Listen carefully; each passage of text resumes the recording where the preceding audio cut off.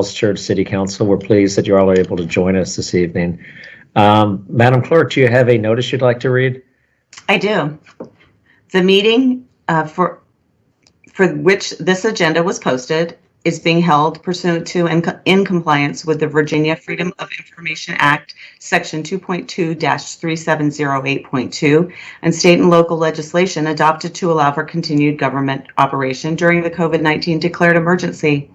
All participating members of City Council are present at this meeting through electronic means, and members of the public may view the meeting at fallschurchva.gov/council meetings and on FCC TV, which is Cox Channel 11, RCN 2, and Verizon 35.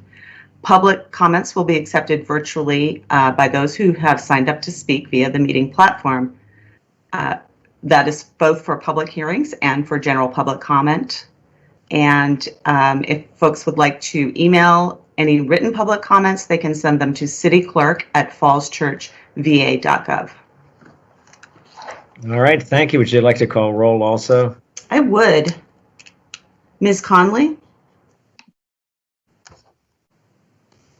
Here. Mr. Duncan? Here.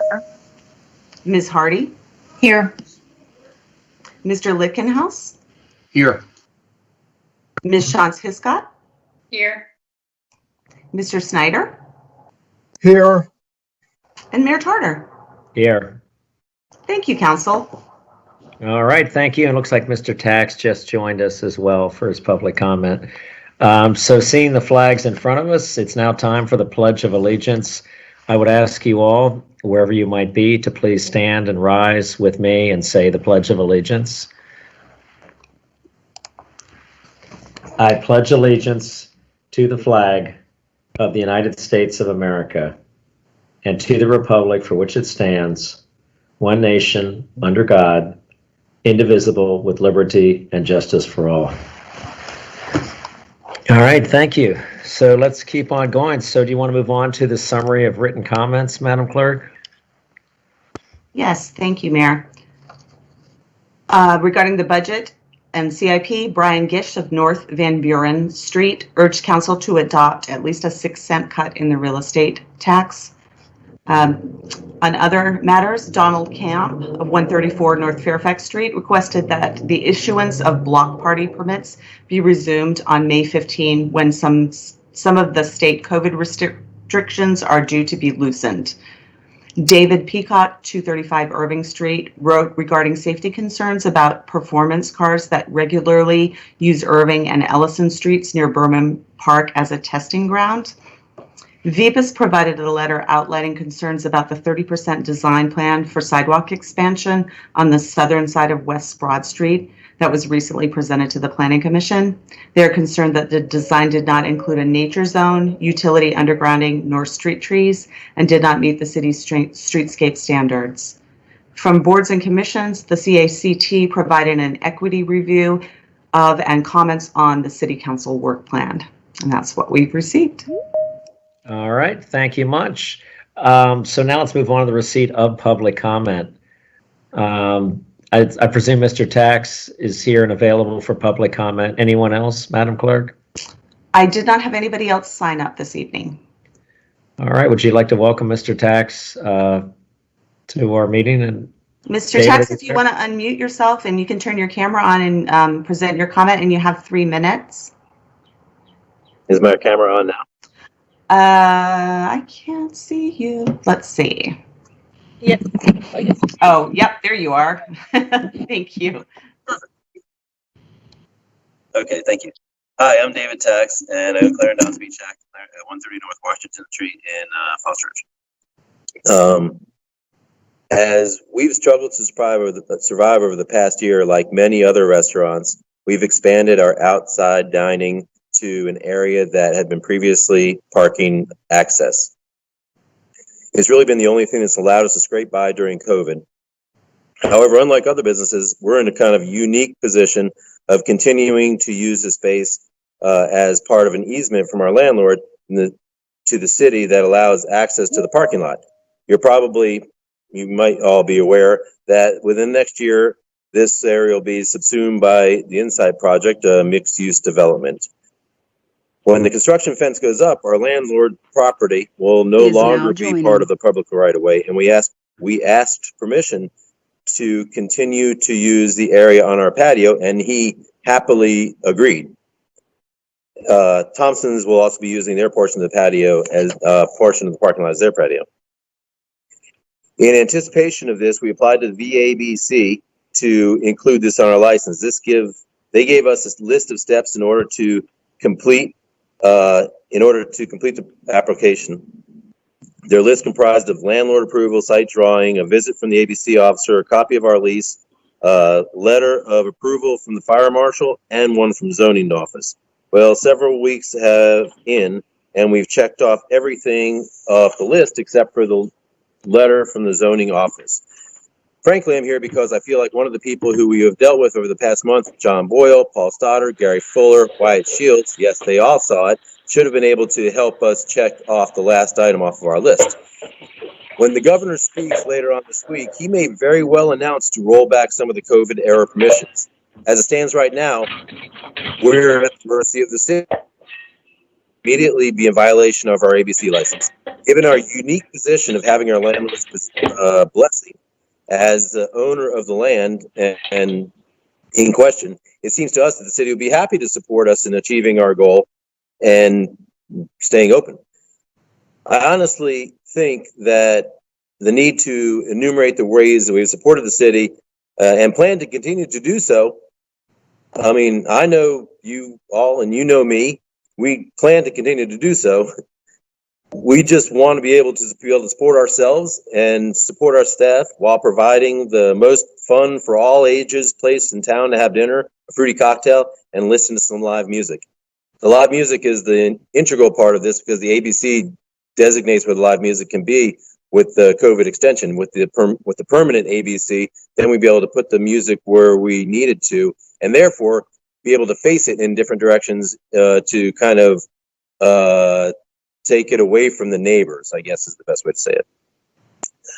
At this point, we just need the city to acquiesce, just a 2-line letter to acquiesce that the 3 other entrances and egresses to the current parking lot are sufficient from a safety and zoning standpoint.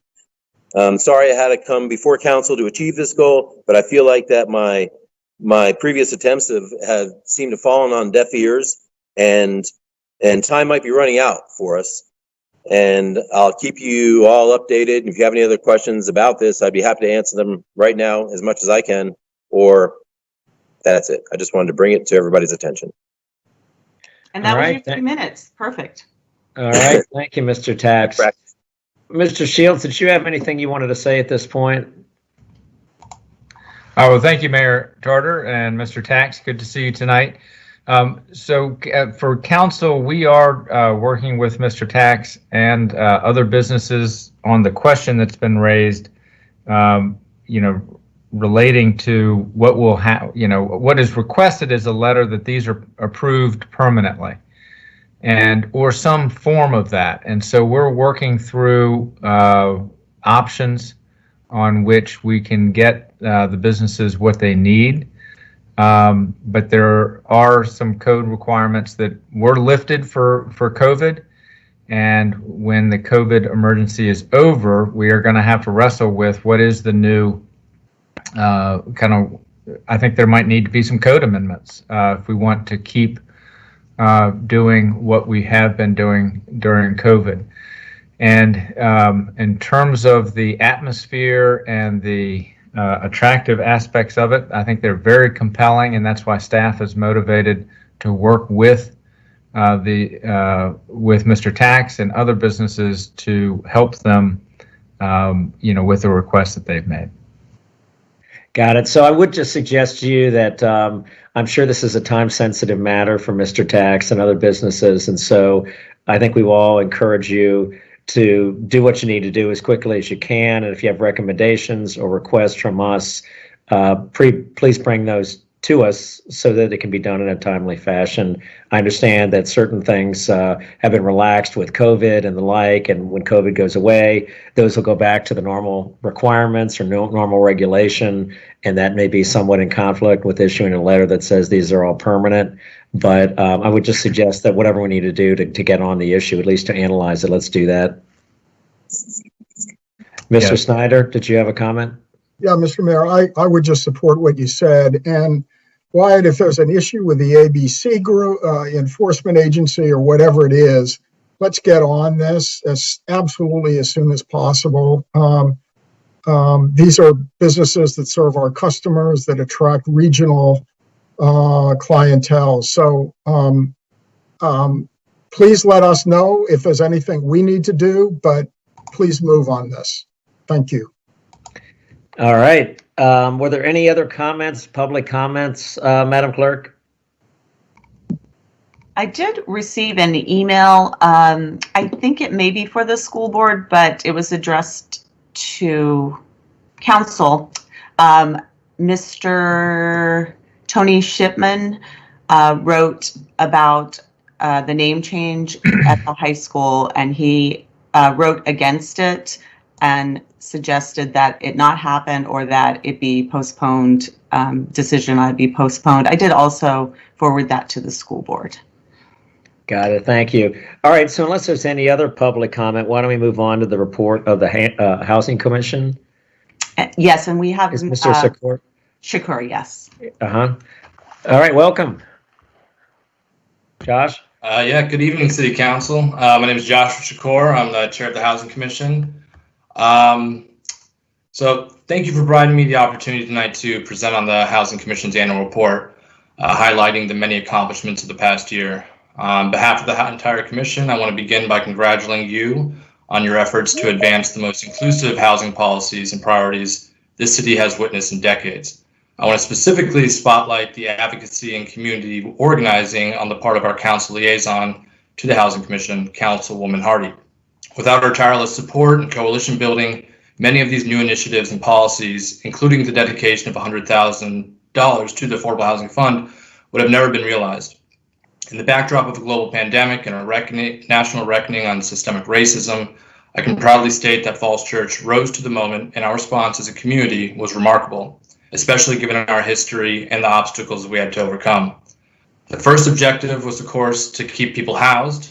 The city staff working in the Department of Housing and Human Services, led by Nancy Vincent and Dana Lewis, spearheaded and organized an effective emergency rental assistance program, targeting our most vulnerable populations and ensuring that they were safely and stably housed throughout the past year and continuing to today. After meeting with several residents residing in rental properties, one of our most prescient and innovative commissioners, Pete Davis, came up with an idea to institute a tenant email response system, providing easier access to engage city staff and deliver valuable information via FAQs. Additionally, the city, working with the National Housing Trust, generated the first study on affordable housing in Falls Church. This study provides a roadmap on how to achieve affordable housing goals in our community and will hopefully inform decision-making in the years ahead. We were also able to develop a cash in lieu formula for ADUs, which will hopefully provide leverage and flexibility in future negotiations with prospective developers and financial sources for the creation and preservation of affordable housing in Falls Church. While it was difficult to pick favorites from this list, my proudest moment as a commissioner came when council agreed to increase the percentage of set-aside affordable units from 6% to 10% at the Broad and Washington development. These will be affordable in perpetuity, and 9 of the units will be affordable to households earning 40% AMI. This was a landmark achievement and a move that I and many others have been advocating for years, and I hope it has set a precedent for new developments. The city was also awarded Amazon Reach grant funds for 2 separate affordable housing projects, one to buy down or subsidize rents of expiring ADUs, and the other to design and implement an affordable homeownership program for the first-time homebuyers seeking to live in Falls Church. The city is already applying to additional awards made available through the Amazon Reach program, and the Housing Commission has provided them with an assortment of ideas for new projects. Lastly, the Housing Commission said goodbye to a few longtime members, MT Gutmanis and former chair Brendan Heffernan, but we were fortunate to welcome 2 new faces, Christina Martinez and Meredith Anderson. Their work was critical to the achievements of the past year, and I'm excited to see what we can do together in 2021. It is safe to say the Housing Commission has been emboldened by these accomplishments and the swell of support we have been witnessing in our community for more affordable and diversified housing. Whether it's op-eds in the local paper, random interactions with residents and fellow boards and commission members, or the arranging of affordable housing forums convened by community-based organizations like the CBC and the League of Women Voters, this vital issue seems to only be gaining momentum. So within this report, we have also laid out next steps we are looking to advance as a commission and goals we feel the council should prioritize going forward. Some of the next steps the Falls Church Housing Commission plans to develop recommendations / projects is now exiting for the Affordable Housing Fund, develop a plan on creating more equitable and diverse housing types in the city, advocate and support more flexible zoning policies and or the removal of single-family zoning, push for the develop policies to further preserve the preservation and creation of affordable housing, locate and gather support for a method of dedicated funding stream for the Affordable Housing Fund, support homelessness initiatives within the city, build more partnerships with other boards, commissions, elected officials, community stakeholders within the city, support and help develop programs funded through rounds of future Amazon grants. We are asking Falls Church City Council to create more inclusionary zoning policies in order to support more diverse housing types, whether this is duplexes, quads, more cottages, accessory dwelling units. We feel this is necessary to meet the often overlooked missing middle of housing. We're also asking council to develop a plan for future use and strategy for acquiring Virginia Village, quadruplexes, and other land / housing opportunities in the city. We missed out on a purchase of a land last year, but we're fortunate with the EDA stepping up to acquire a quad in Virginia Village. Acquiring these properties will preserve the affordability of the units, but will also provide the city with opportunities to redevelop in the future. But a long-term plan is required to justify future acquisitions, and this will, of course, need an affordability component. We also are hoping that the City Council increase funding to the Affordable Housing Fund. Without financial resources, many of the Commission's and City's goals will go nowhere. So we must continue to provide funding to the Affordable Housing Fund to preserve expiring units and acquire and develop new projects in the future.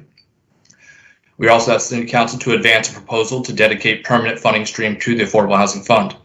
In order to avoid the delicate navigation of the operating budget each year, a dedicated funding stream is required. There are many examples that can be found around the region that have achieved much with little to no impact on citizens and small businesses. The city should initiate a study on the possible effects of such a funding mechanism. We also think the council should continue to increase the percentage of ADUs at new multifamily developments. This is the easiest way to increase affordable housing in the city. It might also be the most equitable. It goes without saying that we should continue to utilize ADUs as a source of creating new mixed housing types. We must increase the rate of these units because currently we are losing more units faster than we can build them. And lastly, we're asking the City Council to negotiate a solution to preserve existing affordable housing in the City of Falls Church, specifically targeting the expiring affordable covenants at the Fields apartment complex. We know that the LIHTC covenants are expiring within the next 5 to 6 years, and a solution needs to be on the table and prepared so we can go for and acquire this property or maintain its affordability in the future. Thank you. All right, well, thank you. Thank you also to Ms. Hardy for her leadership on this issue, but specifically to the commission itself and your members and your leadership. You know, there are times when things just really rapidly advance. Environmental issues in this city, I think just a few years ago, went from, you know, should we make this school LEED certified to all our buildings are going to be LEED gold. And so just in a matter of a few short years, dramatic progress was made in this city on that front. I think the same thing's happening right now with respect to housing issues. You know, we've gone from a lot of talk to a lot of action. And so at least my hat's off to you all in particular, but also Ms. Hardy as well for the great work you guys have done to really advance this issue. But let me open it up now to questions and comments from my colleagues. Anyone have anything they'd like to ask? All right, well, looks like you're getting the unreserved applause and attention of my colleagues. I do want to thank you for, again, just doing some great work. And I think you have our commitment as a council to continue to advance these issues. I think we've really made some great progress in this past year. We've got a big head of steam to keep working on these issues in the coming years. So thank you again for the great work you all are doing.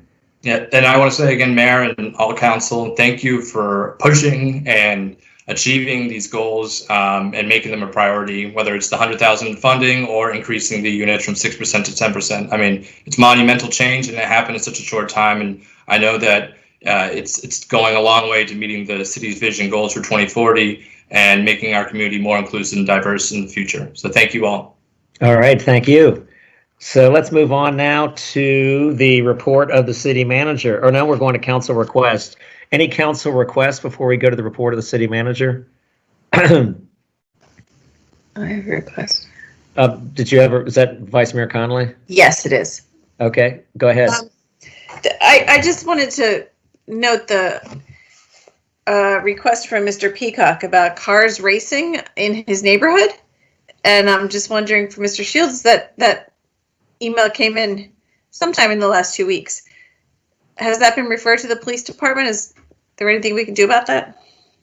It has been, and we've also engaged with our Rec and Park staff and our planning staff because we're engaged right now in the design of the Berman Park crossings there at Irving and Kent, and looking to see within those designs whether we could actually have some traffic calming that would be helpful to speeding on those streets.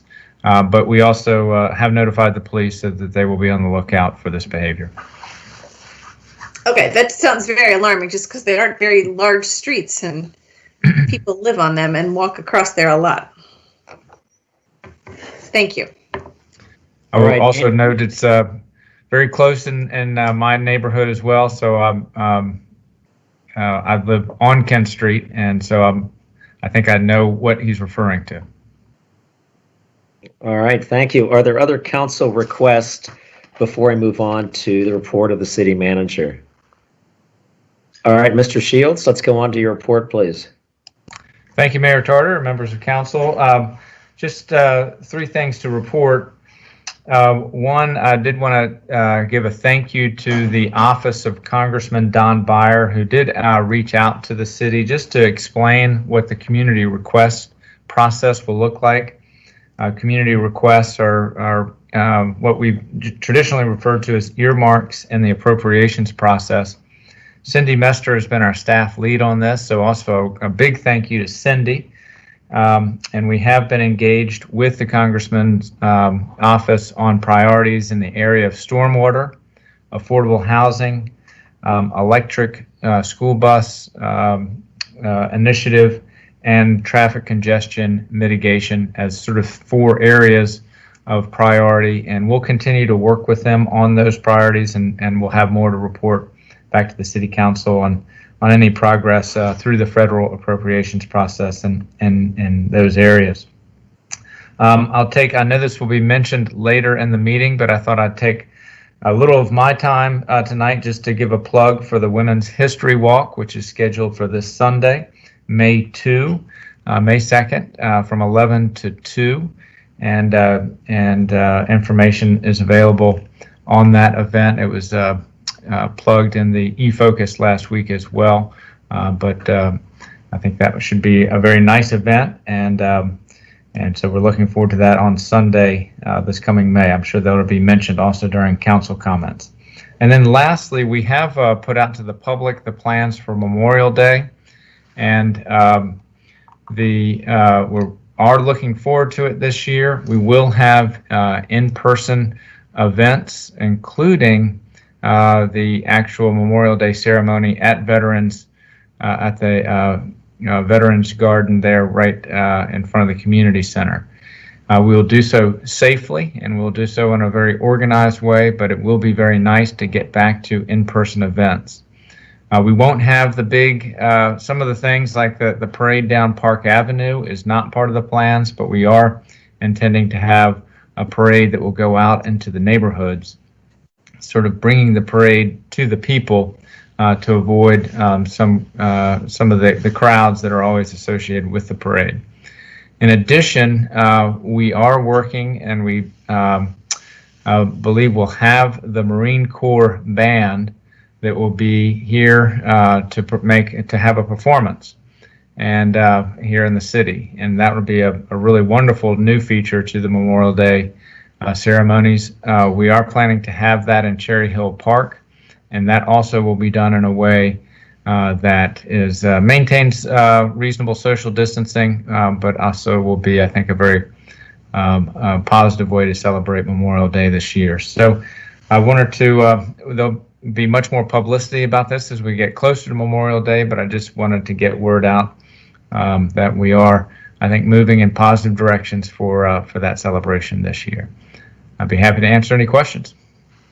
Ms. Hardy? Thank you, Wyatt. That's good news to hear that we'll have some normalcy returning. On that note, for a future work session, I know staff has been working on this, but can we have a discussion on the current thinking on the reopening of City Hall, as well as when we might resume in-person meeting or some sort of hybrid, and what that path looks like?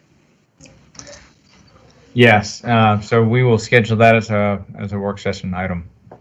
We have been working on that and expect to be moving in that direction soon. Great. Mr. Snyder? Sure. So, Wyatt, I wanted to make sure that we mentioned great staff work, and happy to have moved its approval of a TLC grant, Transportation and Land Use Planning Grant from the COG Transportation Planning Board for the east part of the city. So I wanted to make sure that everyone knew that staff was critical to that. It was a pleasure to vote for the package of projects. Thank you. Thank you for mentioning that. That is great, and thank you for your support for that. It's a $60,000 grant to the city to help us with our small area plan for the east side of the city, including the Eden Center. And we have had a very positive track record with these TLC grants. We've executed them very successfully in the past, and so it's great to be able to have this next opportunity. All right. Any other comments or questions? Ms. Hiscott? Yeah, I just had a quick question on your meeting with Fire and crew on the anticipated time frame for decisions on the earmarks. Was that discussed at all? And just in terms of what we can anticipate and the likelihood of receiving any of those funds and the timing in which we could possibly receive them. Yeah, in my report, I was just sort of keeping up at the high conceptual level, and Cindy's been working this with Congressman Byers' office. Cindy, do you have an update on some of the details in this question? Sure.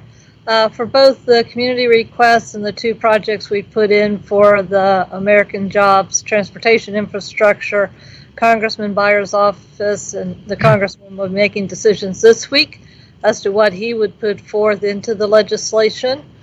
And so we'll have a milestone check-in this week when we hear the results of his deliberations for his entire district.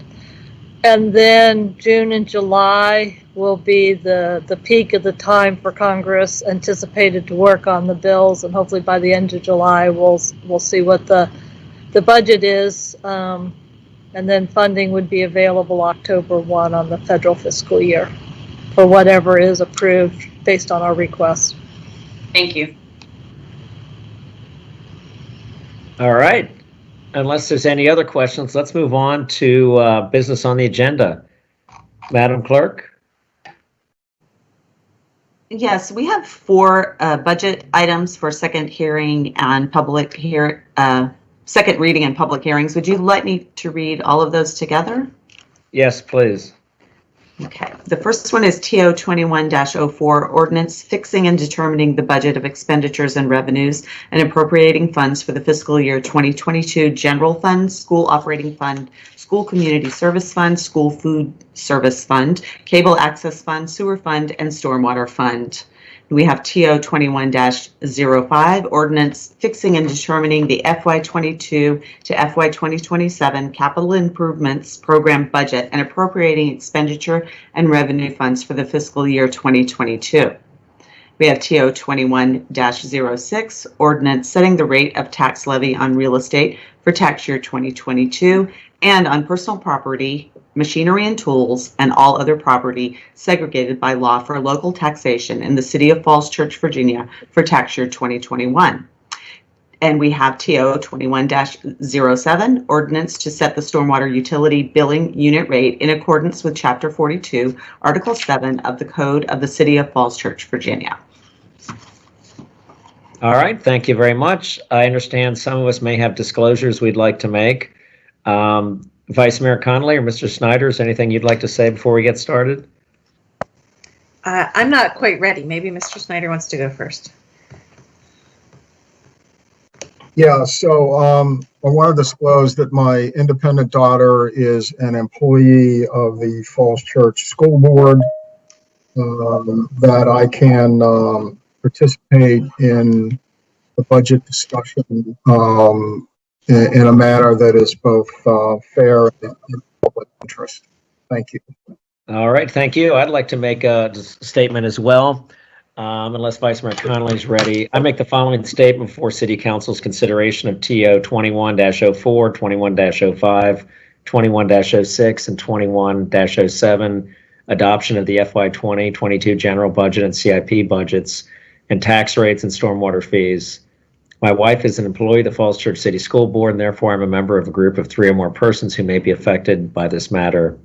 I can participate in this matter fairly, objectively, and in the public interest. Vice Mayor Connolly? Yes, thank you. I make the following statement before City Council's discussion of TOs 21-04, 21-05, 21-06, and 21-07, adoption of the FY 2022 general fund and CIP budgets, and tax rates and stormwater fee rates. I am an employee of the Falls Church City School Board and therefore a member of a group of 3 or more persons who may be affected by these matters. I can participate in them fairly, objectively, and in the public interest. All right, thank you. So now it's time for our staff report. Mr. Shields, Ms. Batwa, do you have anything you'd like to tell us?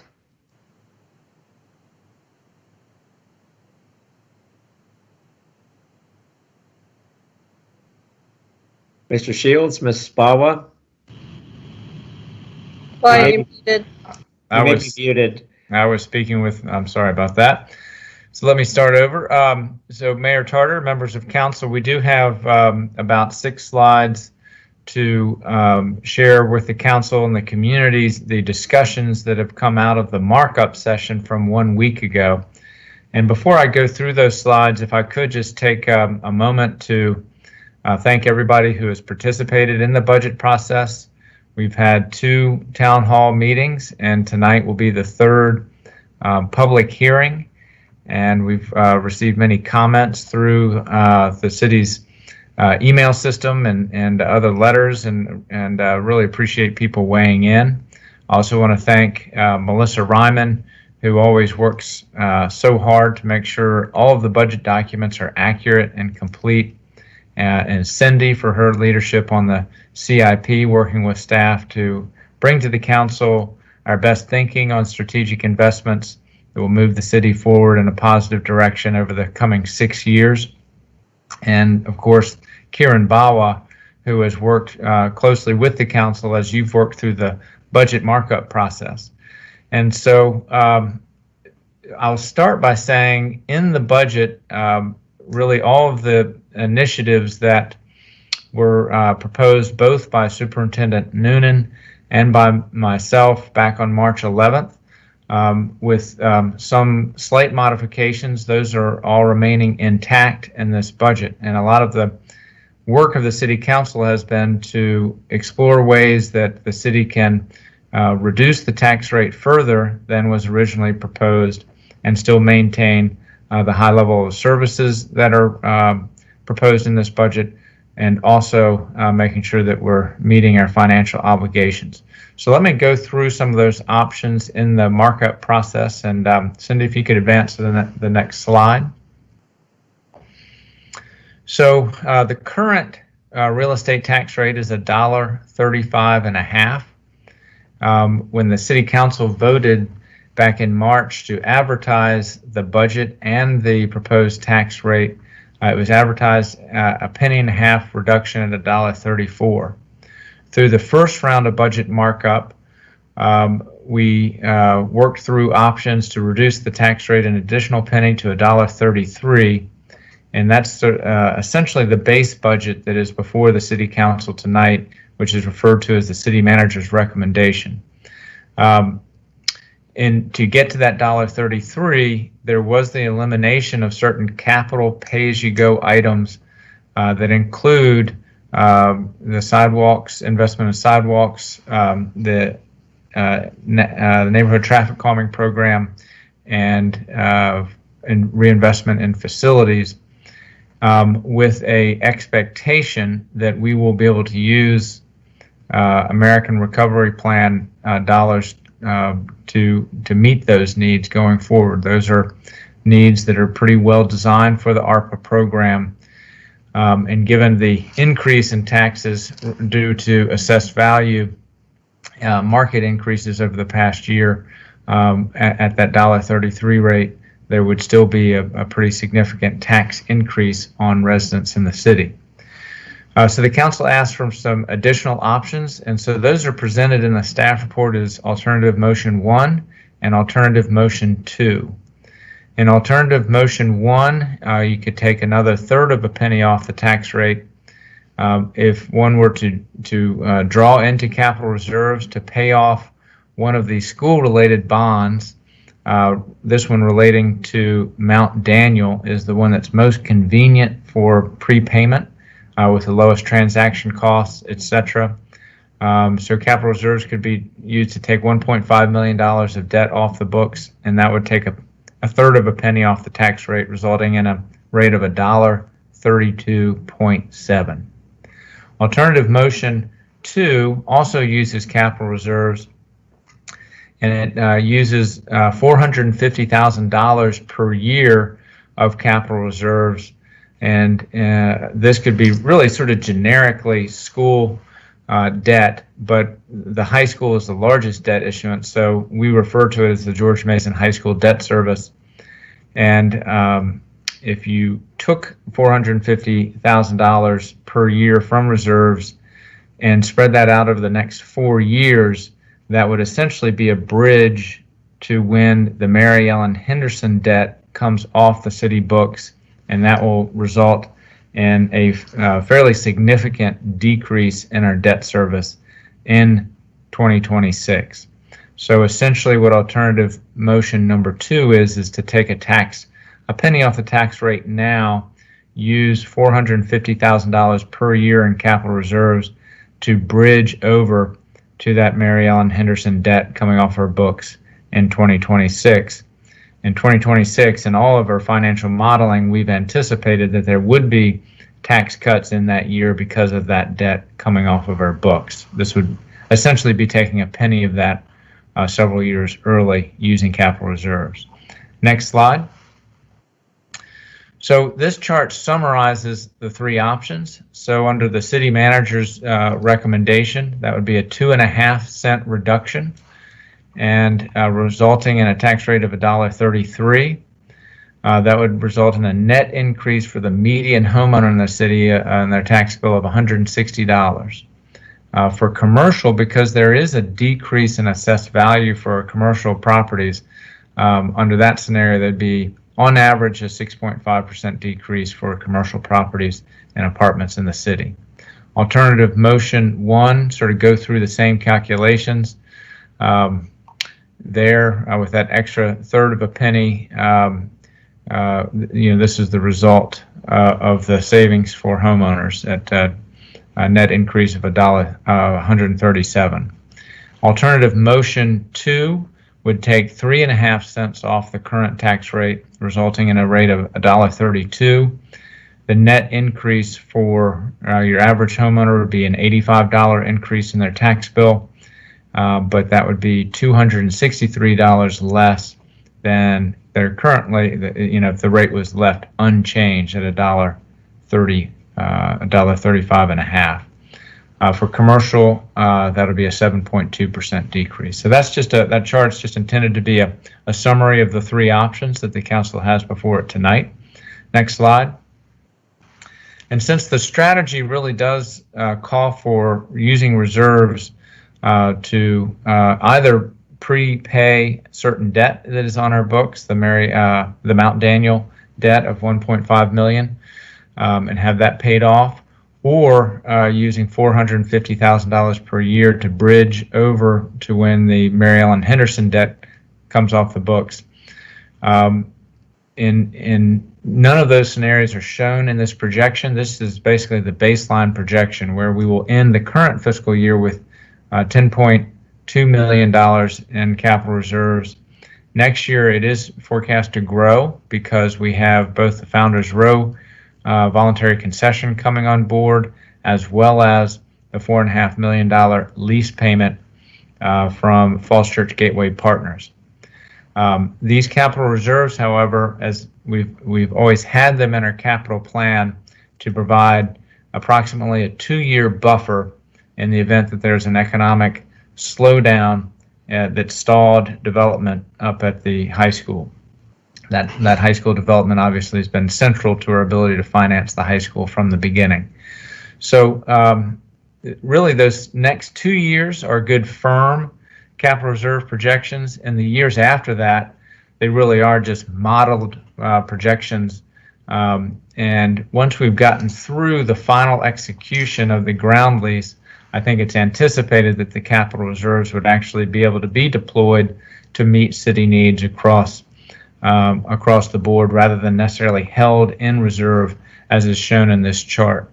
Once we've kind of gotten through the final execution of that deal, then we won't need that 2 years buffer that is currently built into all of our financial planning.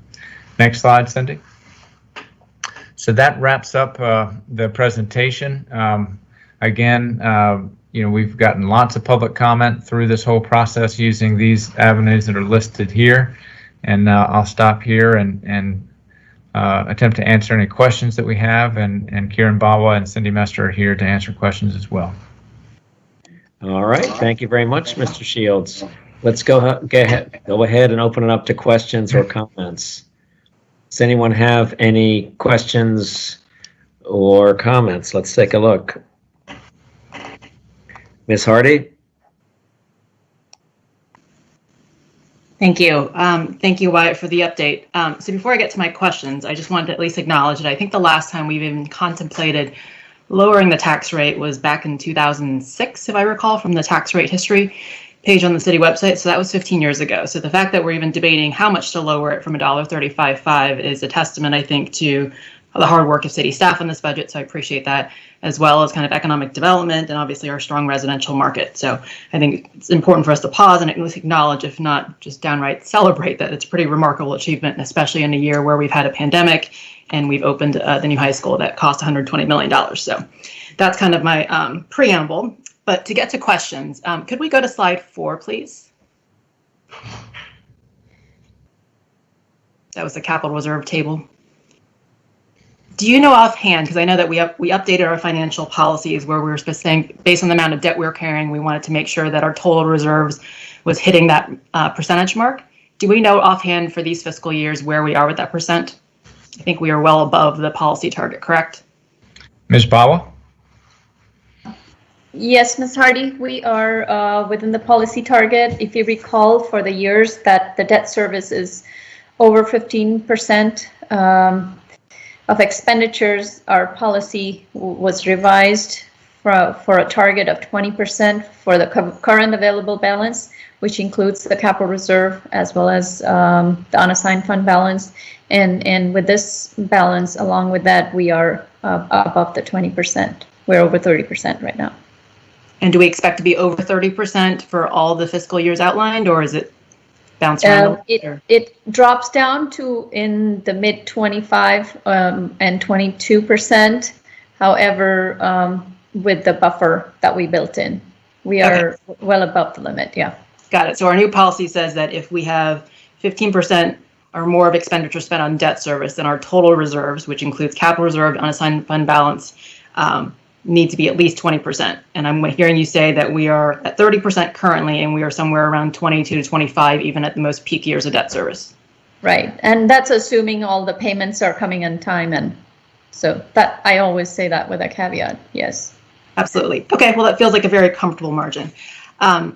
Second question is on, given that the options in front of us are using capital reserves, what interest rate are we currently earning on that capital reserve? Oh, it's our long-term investment rate, and that's somewhere around 1%. And what about the debt that's for the schools, whether it's that Mount Daniel debt or the George Mason debt? What is the interest in that? Those are in SNAP accounts, and those are also much lower than the interest rates that we are paying on it. So yes. So the spread between essentially what we're paying and what we're earning is small. Is quite wide. Yeah, given the market. Yes. Got it. So we're spending more on debt service on the debt than we are earning on the $20 million we have in reserves, or 13 million, I think. Correct. Okay. And then how much MEH debt is expected to roll off? So in the option 2, where we get to $1.32 tax rate, and I think Wyatt talked about MEH debt coming off in 2026, is that 1.8 million, or how much debt do we expect to roll off then? So on that particular debt, the Mary Ellen Henderson, we are paying a principal of almost $1.5 million each year till 25, fiscal year 25. The interest rates on that one are averaging, since it's dropping, it's averaging about 120,000 or so for the last 7-year kind of window. And that one is still, that was refunded. It was a 2003 that was refunded back in 12, and so to pay it down to 25, and that was the terms that we have. With the 1.5 that we are proposing in that alternative one is to pay down the Mount Daniel, and that's the 2014. Oh, sorry, 2015 construction loan that we have. Okay, let me try to rephrase. So in alternative motion 2, where we are using capital reserves to pay debt service, and Wyatt kind of characterized it as a bridge for until 2026, when that MEH debt should roll off. Right. How much is that total debt that's coming off?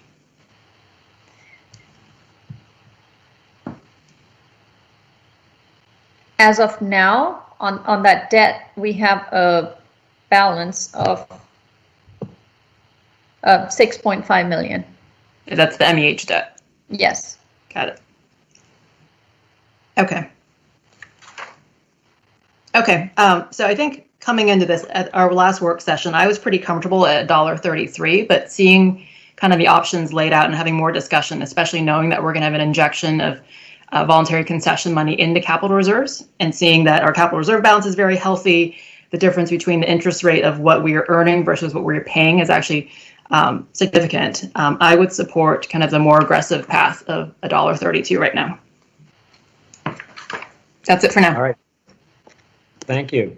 Other folks, other comments or questions? Anyone else have anything they'd like to say?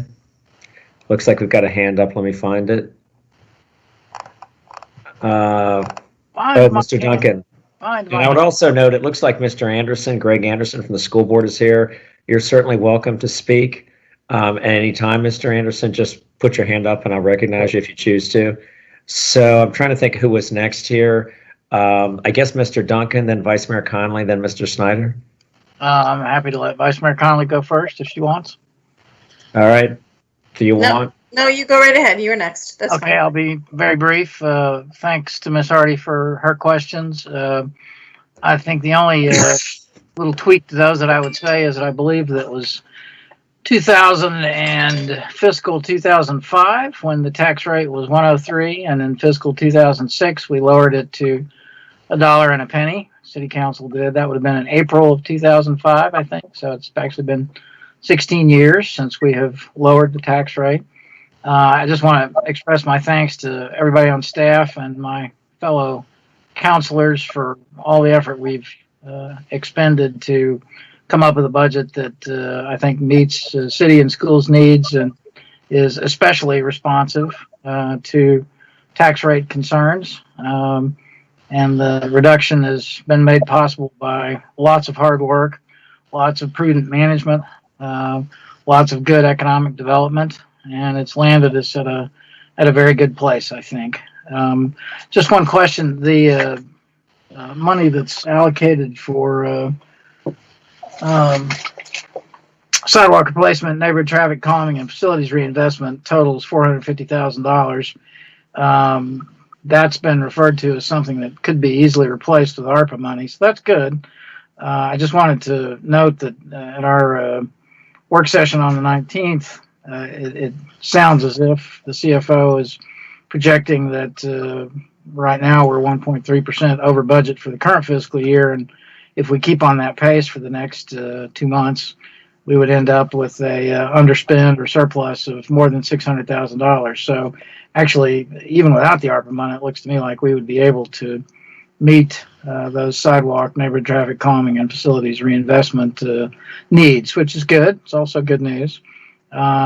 So with that, I think I'm just going to retire and say thanks to everybody who has worked on this, and let's hope we can all join hands on 132. Thanks. Vice Mayor Connolly? Thanks, Mayor Charter. Can someone put the slides back up again? I think it was slide 4 that you were just showing. Sure.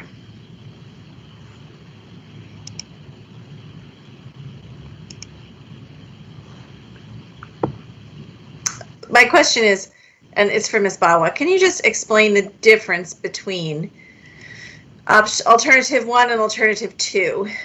One is paying off actual debt and one is paying off actual debt service. Can you just explain the real difference between those two numbers? Sure. Vice Mayor, in alternative... I guess it's not 4. Can you back up again one more? No. Maybe even the slide number 2. There you go. That's the one. So right. Sure. So in alternative motion 1, we are the proposal is to pay off 2015 series, the bond that we have, in the amount of 1.5 million using capital reserves, and that would reduce our debt service by 140,000 in fiscal year 22, and roughly about an average of 120,000 annually going forward.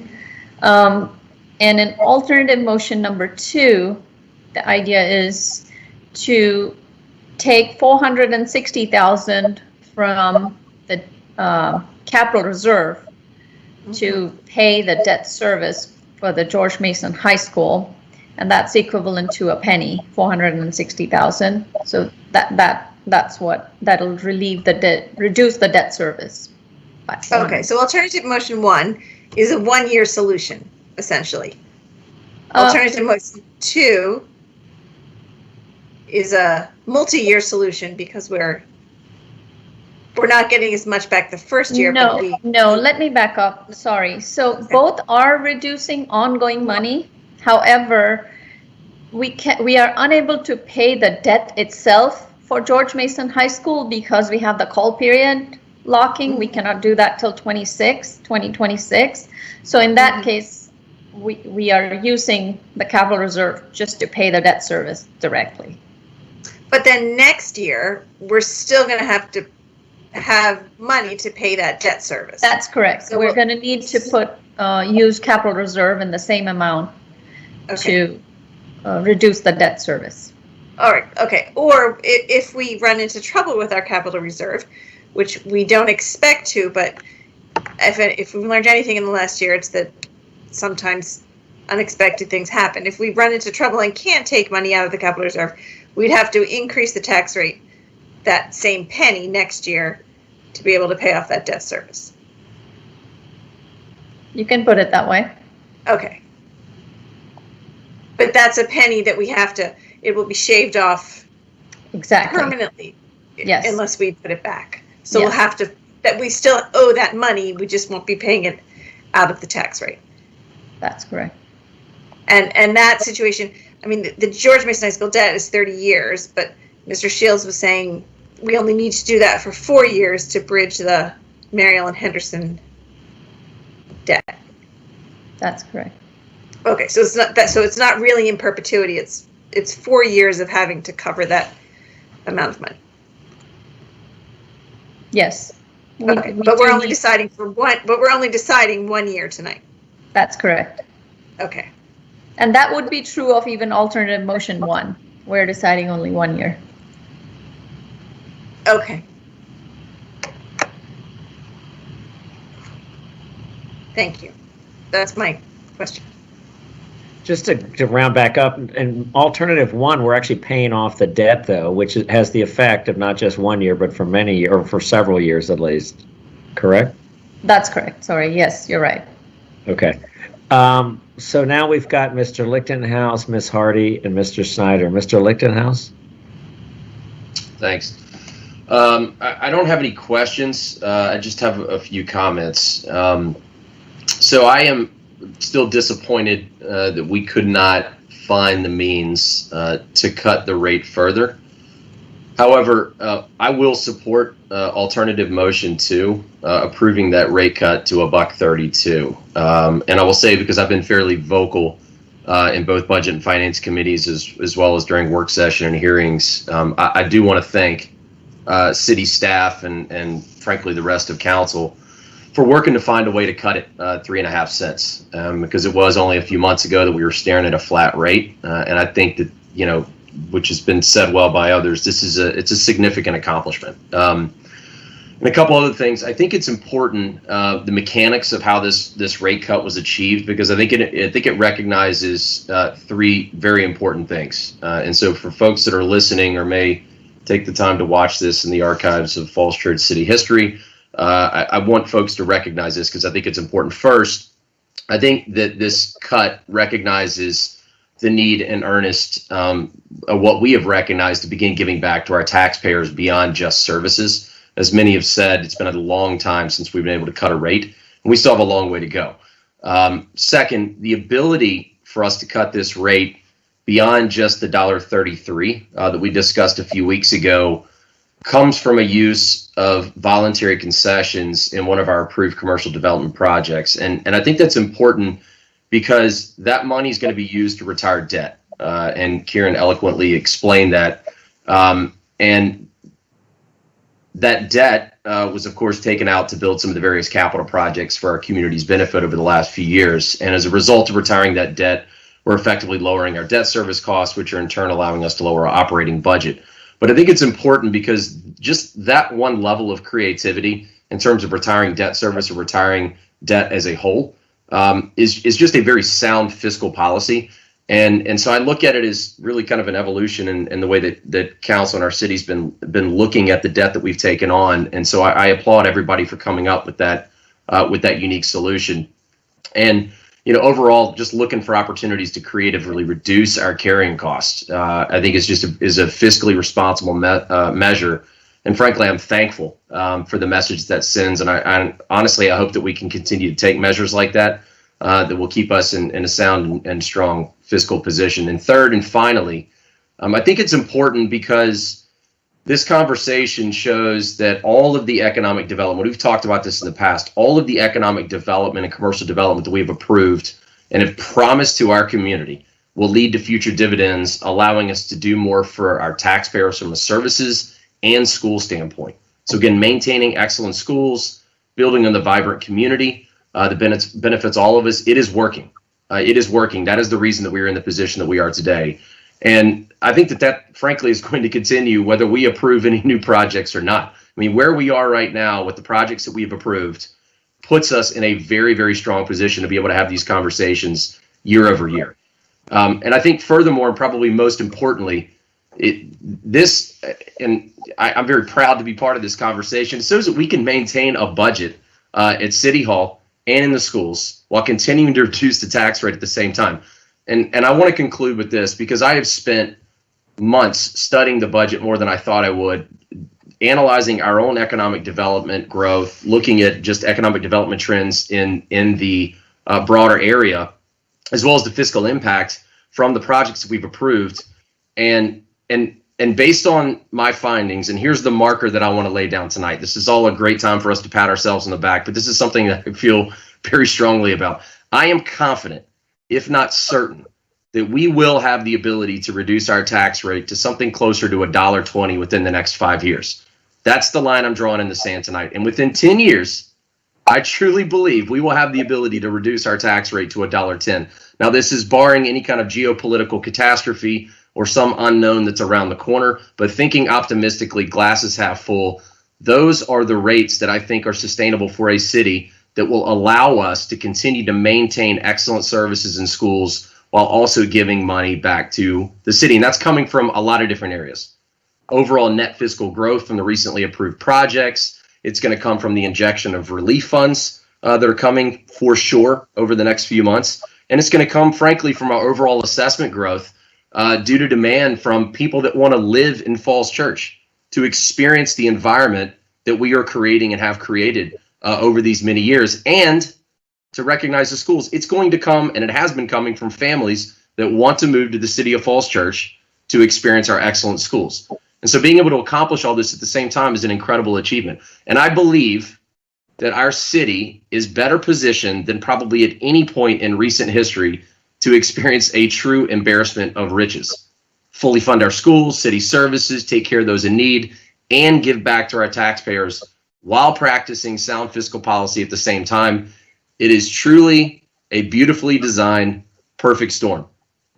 And finally, I am looking forward to two things over the next year. And I'm laying this market down with the rest of the folks on council. First, it's going to be how we best decide to give money back to our taxpayers from these relief funds. That's something that actually excites me over the next couple of months. And then second, I look forward to talking with council members in the not too distant future about building a budget for fiscal year 2023 that allows us to meaningfully cut the tax rate again next year. For me, this is a momentous occasion. I think folks have hit on it, but I am truly excited because this is something that I wanted to accomplish when I first decided to run for council, and we've done it. And that has been taking part in cutting a stubbornly high tax rate in the midst of a pandemic. That should not be lost on anybody. And doing that while maintaining the budget guidance that we gave for schools and cities. So I'm hoping that this is not an exception, and I am hoping and I'm optimistic that we'll have the courage to accomplish this year after year, serve the needs of everyone in the community and our schools, and do it in a fiscally responsible manner. And so those rates that I mentioned are something that I would love for us to work towards and achieve, because I expect for this to be the norm, not the exception, to get us back to that glorious, what was that, 2006 rate, Phil, of like $1? That's crazy. That's like Loudon talk. And we don't even have data centers. So I'm looking forward to that opportunity. And again, I'm not happy that we couldn't get below $1.32, but I'm very happy that we've achieved 3.5 cents. And I think we've got more room to move in the future. And again, I'm just really, really pleased to have been a part of this, and very thankful at the creative solutions that we came up with to get us there. So thank you. All right. Thank you, Ms. Hardy. Thank you. Well, that was hard to follow, but I actually just had a question again. So in whatever option we end up with, sounds like we are getting close to $1.32. And I know that there's certainly desire among council to do so, but I would like us to commit tonight to actually be restoring that $450,000 in PAYGO by the end of the year, whether that's through federal funds when it comes through, whether it's from an FY21 surplus that we might get. But those are all things that are important to us: traffic calming, sidewalks, facilities reinvestment. And while we're able to responsibly kind of take that out of operating budget, I want to make sure that's not lost as we talk about future money. So Wyatt, what is the best mechanism for us to kind of commit ourselves to that?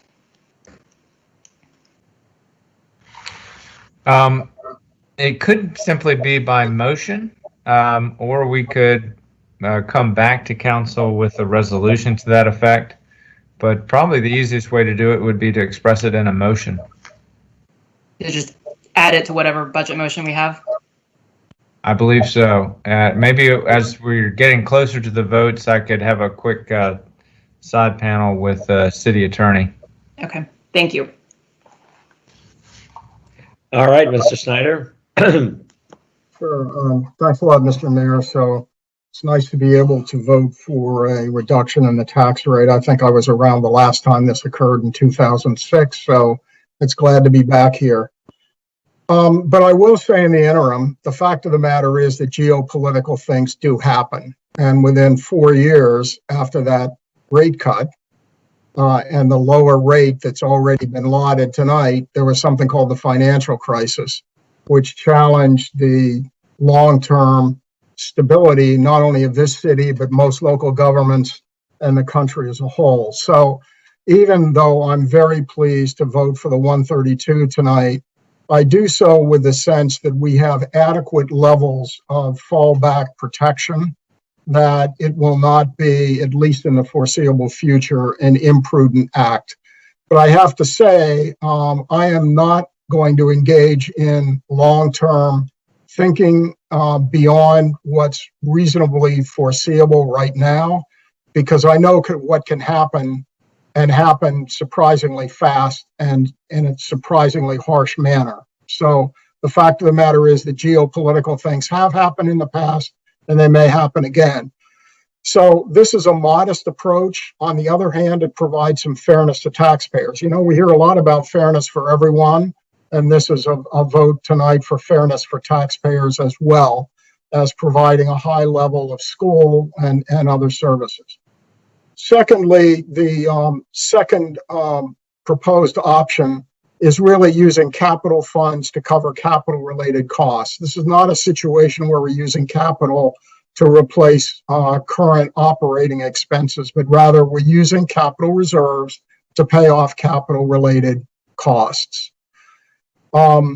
In view of the likelihood of federal funding, in view of it generally what seems to be an upswing in the economy, in view of what looks like underspending from last fiscal year, you put all that together, and even in small amounts, we have more than enough to provide the cushion that I think we should prudently ask for, even as we lower the rate.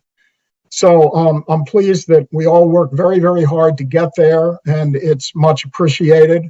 But I, for one, am not going to say to set a target 5 years out without knowing a whole lot more about the circumstances and recognizing that unpredictable things, devastating unpredictable things do happen. And so always a degree of caution and prudence is called for. With regard to the contributions of economic development, I think they're there. Oftentimes I wish they were more, and have often advocated for more commercial, for example, because I think we continue to have an issue with the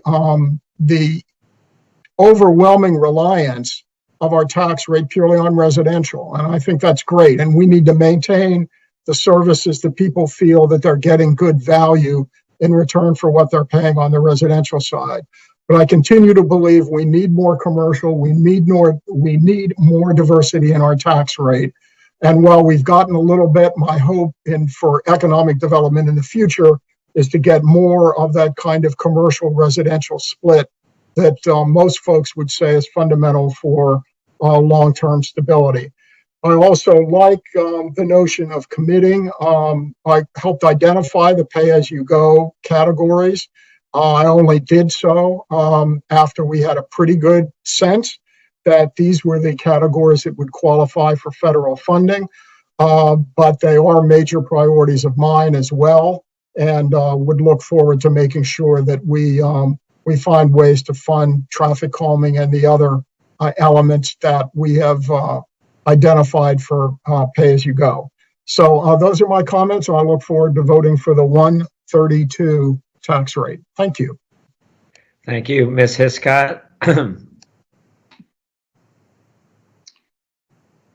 Yes, so I'd actually like to go ahead and make a motion. Can I go ahead and do that now? Sure, please. I'd like to move that we set our tax rate at $1.32 and include, if it's appropriate, include in this motion the statement that we will be restoring our pay-as-you-go by year end, as referenced by my colleague, Ms. Hardy. So, Snyder seconds. okay, so I want to ask the city attorney, is that motion, do you have any issue with any of that? Well, I would suggest that you cannot make a motion that's going to require council to vote a particular way in the future, but that you recommend that the city manager propose ways for council to restore that the capital reserves by the end of the year, so that he comes forward with that and then council can consider it. But you just can't sort of foreordain people's votes for the future. So update that motion to state that I move that our tax rate be set at $1.32 and with a request to city manager to provide recommendations on how to restore the pay go by year end. All right, and I'm going to ask the seconder, Mr. Snyder, if that's agreeable to amend the motion. Yes, it is. Thanks. Okay, so we have a point of, can you repeat the rate? I'm sorry. Well, and actually, can we maybe, so the way that we've laid this out in terms of process would be first to adopt the budget and then adopt the CIP and then adopt the tax rate. And so the motion with respect to the tax rate would be the third item, I think, in the terms of the way that we would typically lay this out. And so the motion that would affect, I think, the discussion that the council has had and the consensus that's been expressed tonight would be, Cindy, if you go back to the budget item. Yeah, it would be to adopt the budget, so adopt TO 25 after making the reallocation that we've discussed, and then the next item is when we'll set the tax rate. Sorry for that. I mean, I'm not sure we need to go in that order. I don't think there's anything lawfully requiring that.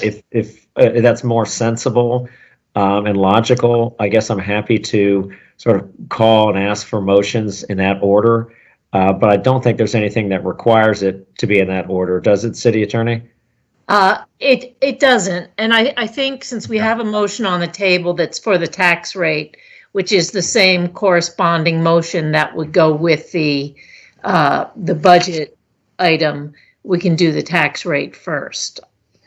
Okay, so before we take a vote on the tax rate, I'm going to do two things.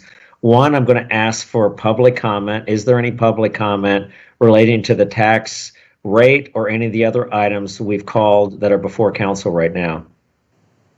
I have no comment on any of the items. All right, so public comment is now closed as to all those items.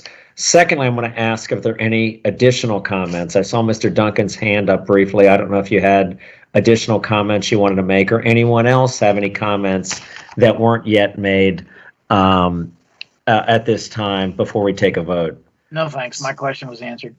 All right, Vice Mayor Connolly. Yeah, I do have a few things I want to say about this budget process. First of all, this is the third year in a row that we have operated within the spirit of revenue sharing. And that means that we have worked arm in arm with the school board and general government staff, and school staff have worked together to develop a budget. City council has laid out budget guidance, and the school board has met budget guidance 3 years in a row. If I think back to 4, 5, and 6 years ago, the budget vote was often about many school staff and city employees coming and talking, and it was a very emotional evening, and I'm really pleased that we have moved into an era of budgeting where we are worrying about whether we're going to reduce it by 3 cents or 2 cents or 3.5 cents. So that is a huge step forward, and I want to thank all of our partners in the city council, school board, school staff, and general government staff. And this works because it works, because we've all put our hand in and said this is how it's going to happen, and we've been strong partners. So at the end of fiscal year 2021, when all the books are arranged, I just want to remind everyone that the second part of a revenue sharing agreement is that if there is additional revenue, we split that 50-50 with the schools. We did that last year in FY20, and I would hope that we would plan to do the same thing in FY 2021.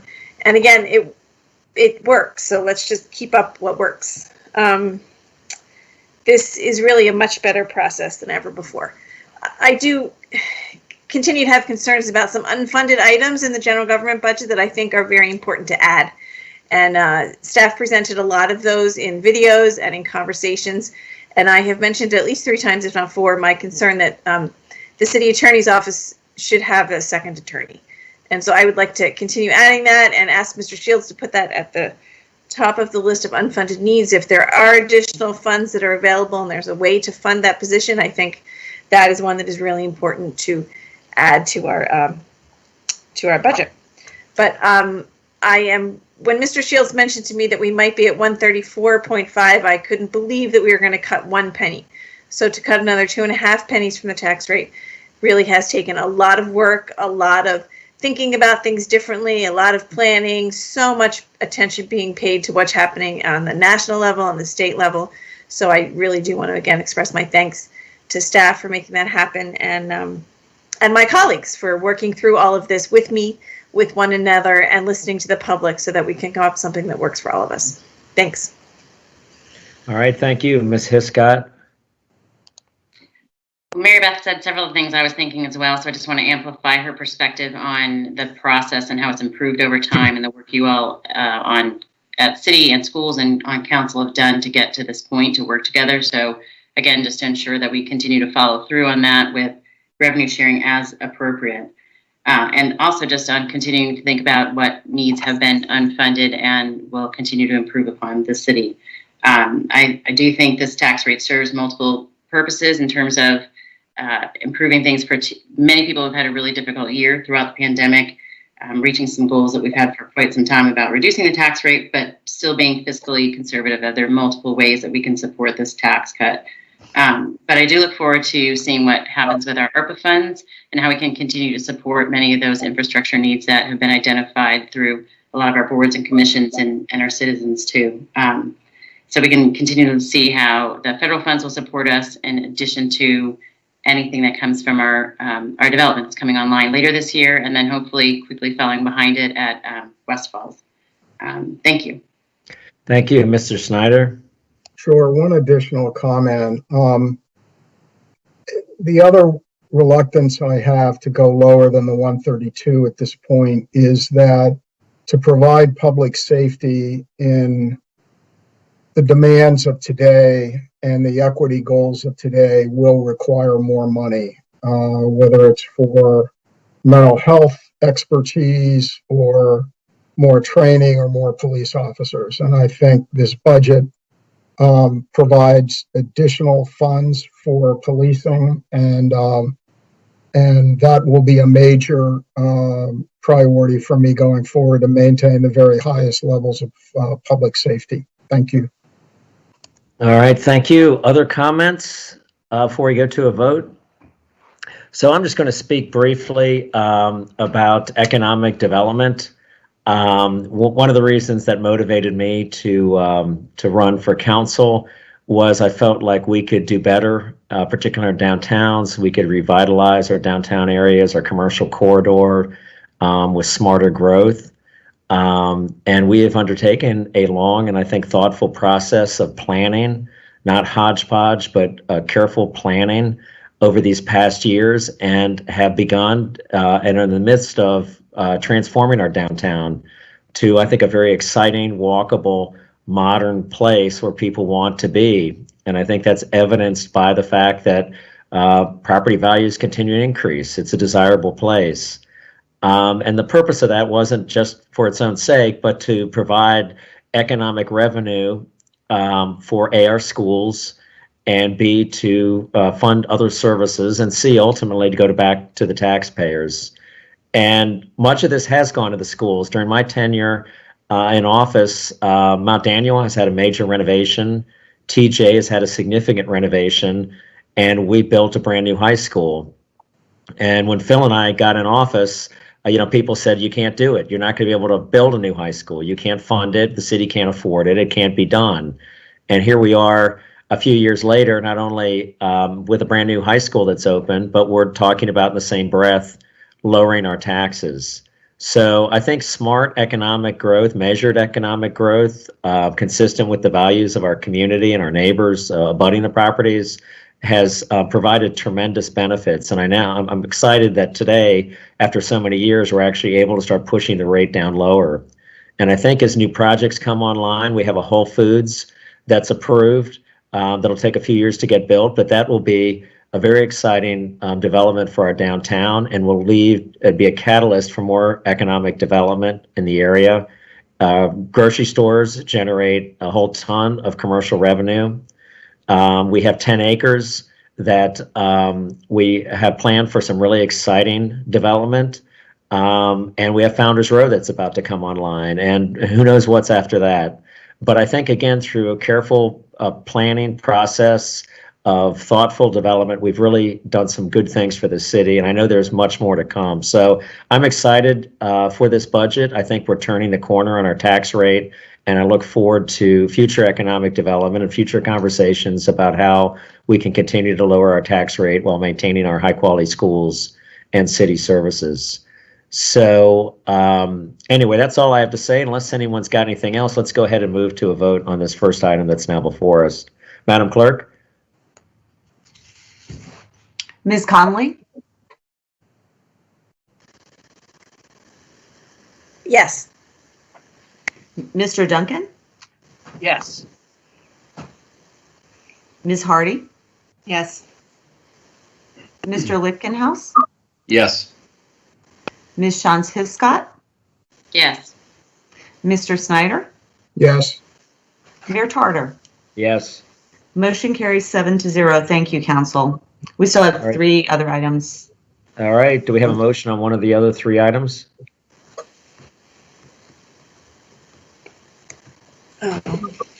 I'll move to adopt TO 21-04 after reallocating $460,000 from capital reserve to debt service in the non-departmental budget to cover debt service for the recent high school. All right. Do we have a second? Second. Ms. Hiscott on the second. Madam Clerk? Ms. Conley? Yes. Mr. Duncan? Yes. Ms. Hardy? Yes. Mr. Lichtgenhouse? Yes. Ms. Shantz Hiscott? Yes. Mr. Snyder? Yes. And Mayor Tarter? Yes. Motion carries 7-0. Thank you. Next item? Is that 05? Yes, the CIP TO 21-05 is next on the list. Do we have a motion? Mr. Mayor, I move TO 21-05. Mrs. Snyder. Do we have a second? Second. Second. So Ms. Hardy on the second. Madam Clerk? Ms. Conley?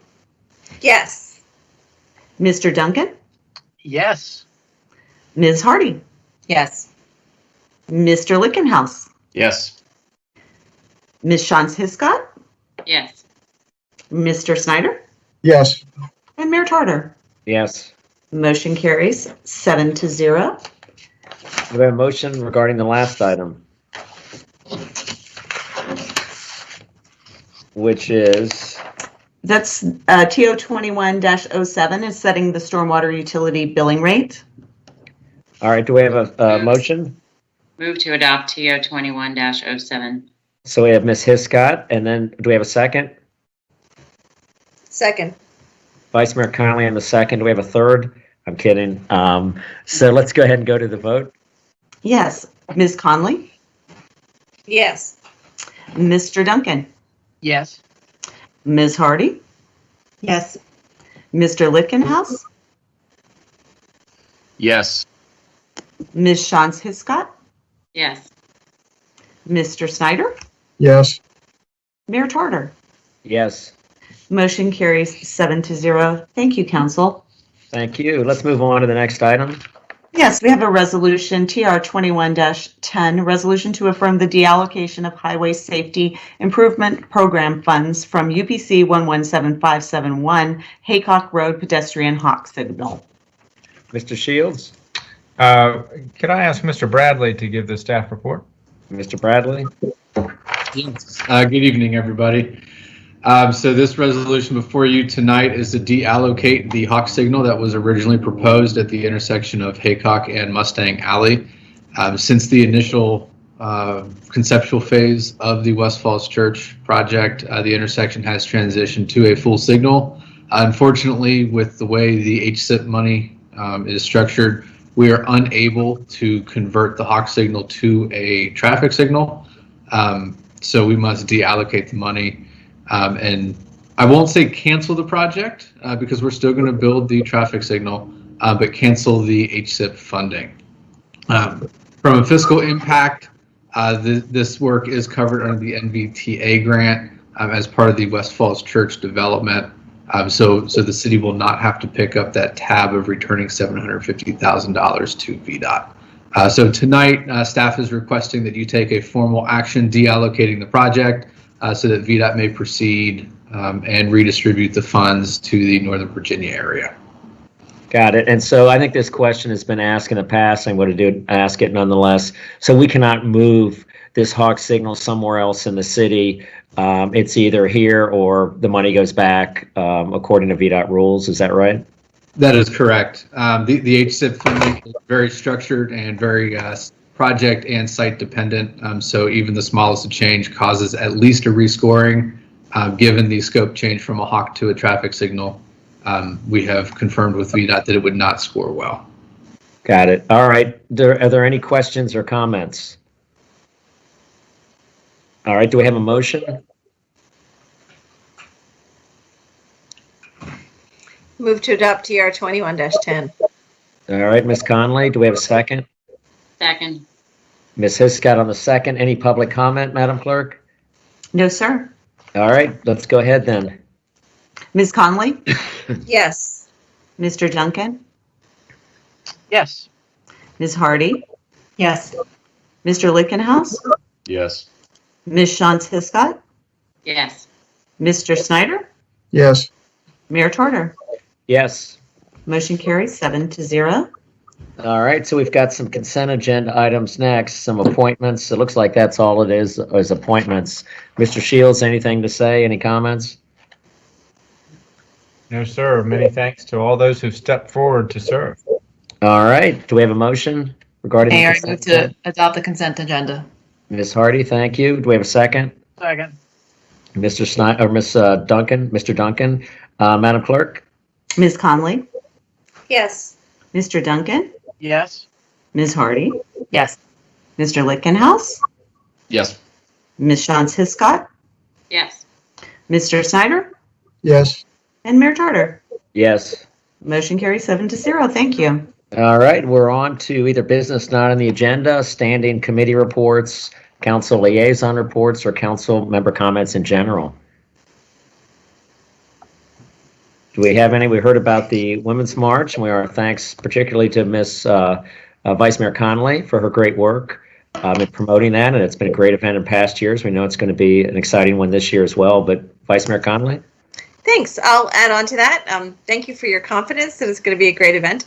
There have been a wonderful group of people who have been working on this, and I want to say a huge thank you to Sally Eckfeldt, Nancy Brandon, Julie Kreichman, Marty Meserve, Beth Hahn, Nikki Graves Henderson, and I hope I haven't forgotten anyone, who are working so hard to make this a really nice event. We have all new signs, so there'll be large signs so people will be able to stand far enough away to be socially distanced.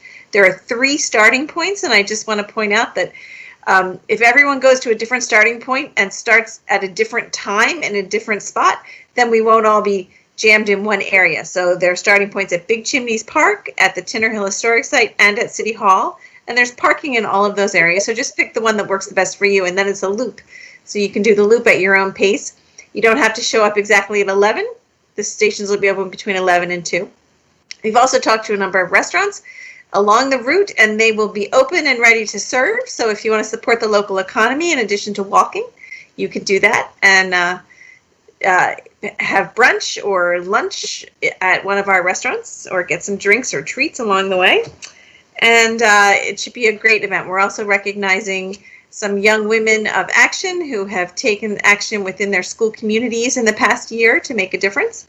And we're recognizing 44 entrepreneurial women, the ones who were featured during Women's History Month. So there'll be a lot of people. The Historical Commission has also provided a list of about 10 historical sites and markers along the route. So those will also be marked. So there's a lot to do. And there will be another 6 community groups that will also have booths out. So this is the first time that people in Falls Church have been able to do something together since last February. So we are expecting a lot of people, and hopefully it's a nice day. If it's raining, we're going to move it to May 16th, but fingers crossed, this Sunday will be a wonderful Women's History Month. And I know that, I know Mr. Snyder is on the list to volunteer, as well as Ms. Hiscott and Mr. Hardy. So if anyone else wants to volunteer along the way, you're welcome to, but I really encourage everyone to come, enjoy, and learn a lot about the City of Falls Church history. All right, thank you. And then you can also tie it into the fitness challenge. That's the other thing, the Mayor's Fitness Challenge. If you're doing that, you can add a good hour to the Mayor's Fitness Challenge for your minutes. Is that Dave running a marathon and we cheer him on? Is that what that? Yes. Crawling through a marathon. It'll be a long marathon. I'll stand outside for that one and cheer you on, Dave. Good luck with that. Hey, Dave, Mr. Mayor, I did have one thing. I didn't want Councilwoman Hiscott to think that we actually had meetings that ended before midnight.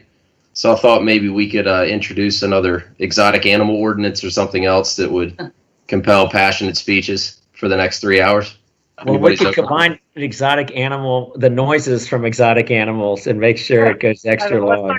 And you could put them on scooters. We could put them on scooters. Oh, that's right. We should have another scooter. So I got another 3 hours in me because I don't want Miss Hiscott thinking that we're. Let me just ask the Celeste, how do I mute someone? Is there a way that I can mute? Oh, I can handle that, sir. All right. All right. What else have we got? We're 1 minute Celeste, over 9 actually, o'clock, which is a new world's record nearly. Yeah, we can't have that. Actually, a serious question, Celeste, are about minutes. I watched the Planning Commission meeting the other night, and they appear to be plowing through minutes. Are we allowed to do minutes? And they're going to have to readopt all of them when they get back in person, but okay. they're going ahead and doing it anyway, which is fine. But we've chosen to do it this way. Okay. It's part of the whole emergency situation meetings thing. So we'll have a big package of them when we get back in person. Gotcha. Okay. Thank you. Mm-hmm. Are you forlorn? Are you forlorn, Phil, that you can't go through minutes? The dark secret is I have a backdoor provider of printed copies of the minutes, and I'm collecting them and reading them as we go along. So, but don't tell anybody. Right? No. I came to the front door. Yeah, actually, the clerk delivered them to my front door this morning. So. Good. All right. Anything else of importance to be discuss this evening? Move to adjourn before 9:05. All right. We've got 3 minutes to talk about that. All right. So all in favor to adjourn, say aye.